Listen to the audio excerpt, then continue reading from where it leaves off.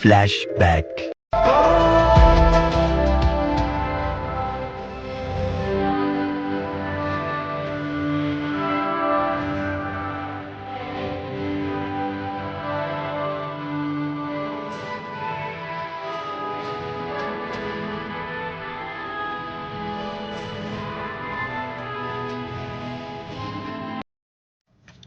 So hey guys, সব ভালো তো থাকতেই হবে, কারণ তোমরা বিলাস প্রামাণিক ইউটিউব চ্যানেলের ফ্যামিলি মেম্বার।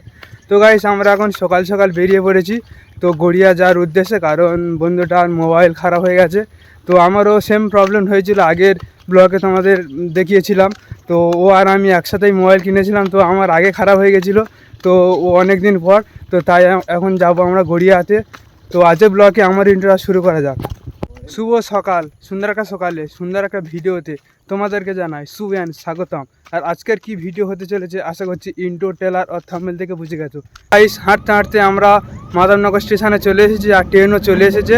আর ভিড়ে হচ্ছে ব্লগ করতে পারবো না, তো লেবে ওখানে আবার কন্টিনিউ ব্লগ করতে থাকবো। তো গাইস, ট্রেনে উঠেই দেখলাম তো আজকের নাকি রাধা অষ্টমী। তো আমার জানা ছিল না, কারণ ট্রেনে উঠে বুঝতে পারলাম তো আজকে রাধা অষ্টমী। তো তাই এখানে একটা মানে মেয়ে দেখো নাচছে, তো রাধাষ্টমী উপলক্ষে তো নাচছে পাবলিকের সামনে। তো তাই বললাম যে এটা তোমাদের সামনে তুলে ধরি।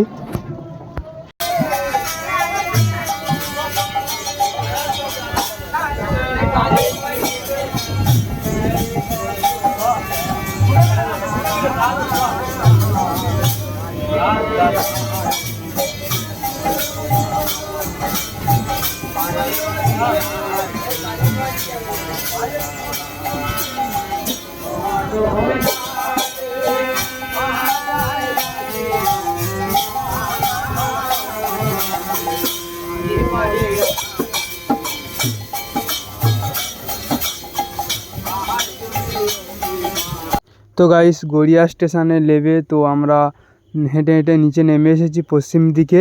আর আজকের ট্রেনে এতটাই পরিমাণে ভিড় হয়েছিল কি বলবো, যেটাই যাচ্ছি ভিড়। তো পশ্চিম দিকে হেঁটে চলে এসেছি, এসে এখানে অটো ধরার জন্য লাইন দিতে হয়। তো আজকে লাইনও পড়েছে, দেখো সেই কত লাইন, দেখো মনে হয় 50-60 জনের পরে আমাদের লাইন পড়েছে। তো এই লাইন দেওয়া কতক্ষণ ধরে দাঁড়িয়ে থাকতে হবে তারও ঠিক নেই। তো এই লাইন দেওয়ার পরে অটো আসবে, অটো ধরে তারপরে যেতে হবে উপকেয়ারে। তো চলো কন্টিনিউ ব্লগটা করতে থাকি। তো গাইস, তোমাদেরকে দেখালাম যে কত লাইন ছিল অটোতে ওঠার জন্য। তো অনেকক্ষণ লাইন দিলাম, প্রায় 1 ঘন্টার মতো লাইন দিয়ে দাঁড়িয়েছিলাম। তারপর অটো ধরে এখন চলে এসেছি সেই ওপো সার্ভিস সেন্টার, দেখতে পাচ্ছ ওপো সার্ভিস সেন্টার। তো চলো ওপো সার্ভিস সেন্টারে যাওয়া যাক। তো গাইস, আমাদের মোবাইল সারানো কমপ্লিট হয়ে গেছে, আর এবারে যাবো স্টেশনে। তো যার জন্য এবার অটো ধরতে হবে। তো গাইস, তো স্টেশনে চলে এসেছি, আর স্টেশনে চলে এসে তো সেই সকালবেলা বেরিয়েছিলাম, কিছু খাওয়া হয়নি। তো তাই দুজন টিফিন করে নিলাম। তো এবার ট্রেন আসছে তো নামখানা। তো চলো যাওয়া যাক। তো গাইস, মোবাইল টাওয়াল সারিয়ে এসে সেই গড়িয়াতে গিয়েছিলাম, তোমাদের দেখালাম। তো বাড়িতে এসে খাওয়া দাওয়া করে স্নান করে ঘুমাচ্ছিলাম। তো আমাদের এখানে বিশালক্ষী মাতার মন্দির।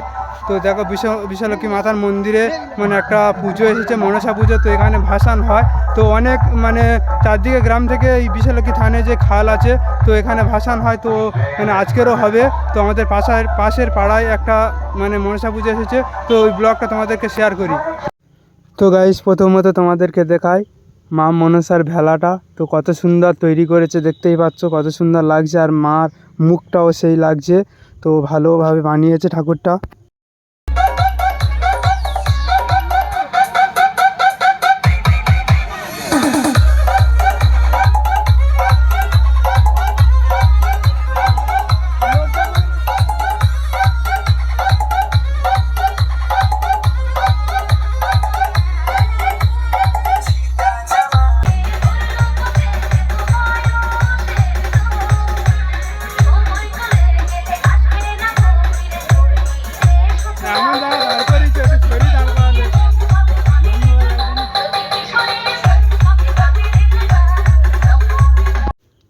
তো এবার আমরা সামনের তো এগোচ্ছি, এবার আমাদের ভেলা ভাসানো হবে, তাই সবাই মিলে আমরা সামনের দিকে যাচ্ছি। আর সামনে দেখো কত ভিড় হয়েছে আজকের। মন্দির করা বলে আমিও এইগুলোর দিকে রাখি এই যে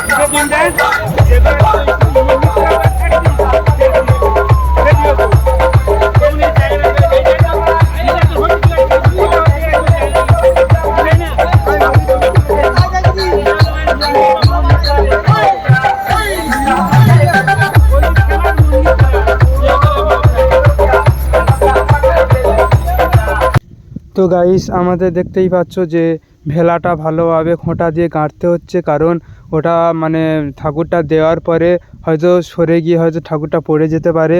তো যার জন্য আমাদের ওটা গাড়া হচ্ছে, এরপরে ঠাকুরটা দেওয়া হবে, দেওয়া হয়ে ভাসানো হবে। আর যদি ভিডিওটা তোমাদের ভালো লেগে থাকে লাইক কমেন্ট শেয়ার সাবস্ক্রাইব করে দিও।